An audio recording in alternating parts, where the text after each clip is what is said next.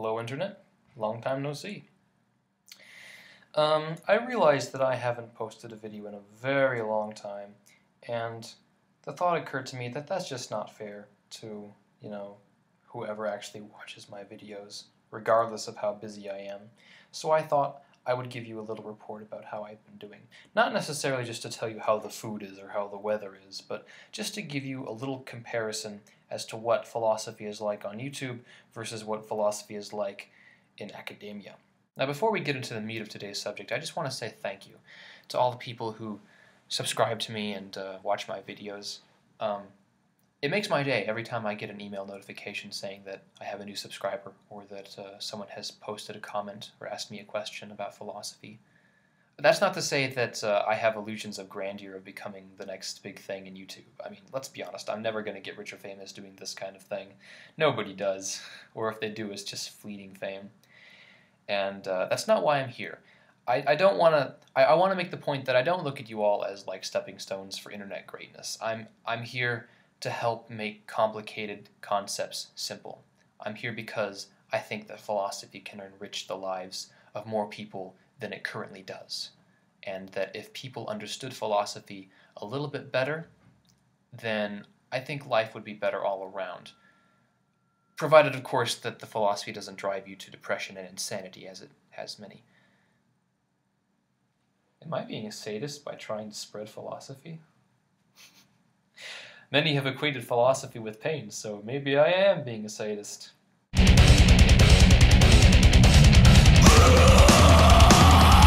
Time will tell, I guess.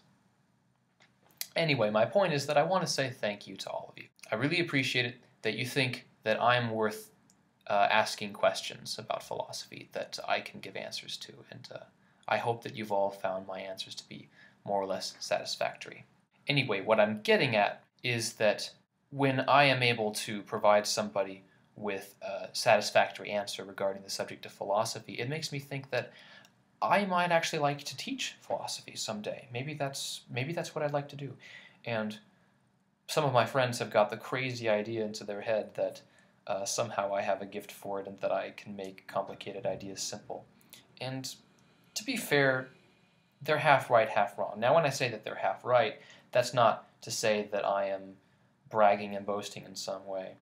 They're probably right. If like 15 people tell me that I'm good at something, odds are I'm at least a little good at it. Otherwise, they wouldn't have said anything. And at the same time, they're not right. Because during my time here in college, here's the segue into the college bit. During my time here, my mind is continually blown. Every day I have another philosophy class, and every day the professors find new ways to make me look at old problems. And I've realized now, looking back at my old videos, after having sat at the feet of these pros, I've realized that my videos are nothing but vague generalizations and ambiguous concepts. I've only been explaining philosophy in ambiguous and vague general terms. I've been telling you that cars exist, and I've been telling you that a steering wheel is a part of a car, or that a wheel is part of a car. I've helped you identify the different parts of a car, but I haven't told you about the inner workings of a car. I haven't told you how all the small, minute parts of a car come together to form a cohesive whole. I realize now, after going to class every day and learning from geniuses, that there is so much more to philosophy than just the vague and general terms that I've been throwing everywhere. It goes so much more deep than that. And I hope that this new perspective of mine will be reflected in my future videos. Speaking of future videos, the next Idiot's Guide to Philosophy is on its way. The footage is actually already shot. It was shot at my old place, so it's going to look a little weird. I just need to edit it. I also just want to take the short opportunity to brag a little bit. For those of you who know him, Alvin Plantinga is a philosopher. He's considered in some circles to be a pretty great philosopher. I had no idea who he was until I came here, but I've seen him. He teaches here sometimes. He's going to be teaching a course next semester. and I've been in the same room as him. I have been in the presence of the great Alvin Plantinga. For those of you who know who he is, I hope I've made you at least a little bit jealous. Maybe I've got a few bragging rights.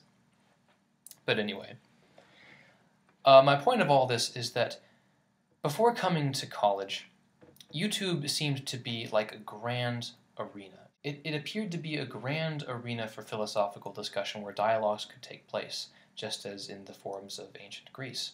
And I thought that this was a great place to throw your opinion around and get it refined and discuss philosophy. And a lot of the time, YouTube is utilized in such a way that it really is a great arena for philosophical discussion. But upon coming back from college, my perspective of YouTube has changed. It's a lot smaller than I remember. And as far as arenas go, it's not very shiny either. This is going to make me sound like I'm full of myself, and I apologize if I come across this way.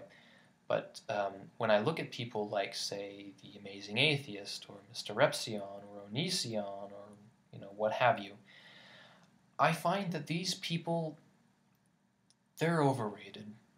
They're not all that. I want to show you something. These are all textbooks from one of my 5 classes this semester.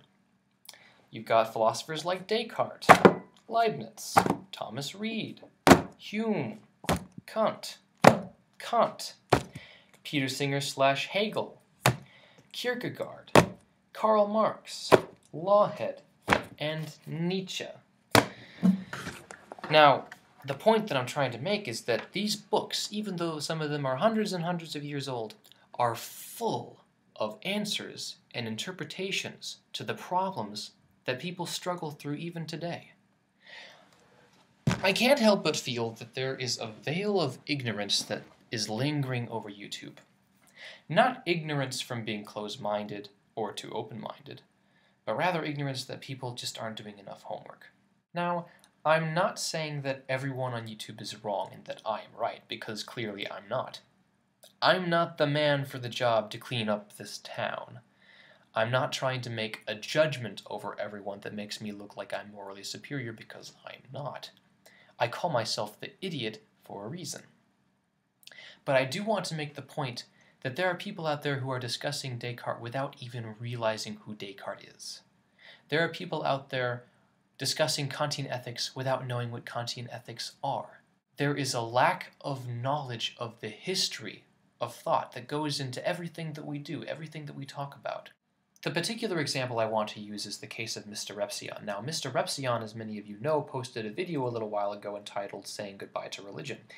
And the gist of it was that he was dissatisfied. He made a critique of religion, of prayer in particular, and he walked away formally renouncing his faith, at least renouncing classical theism.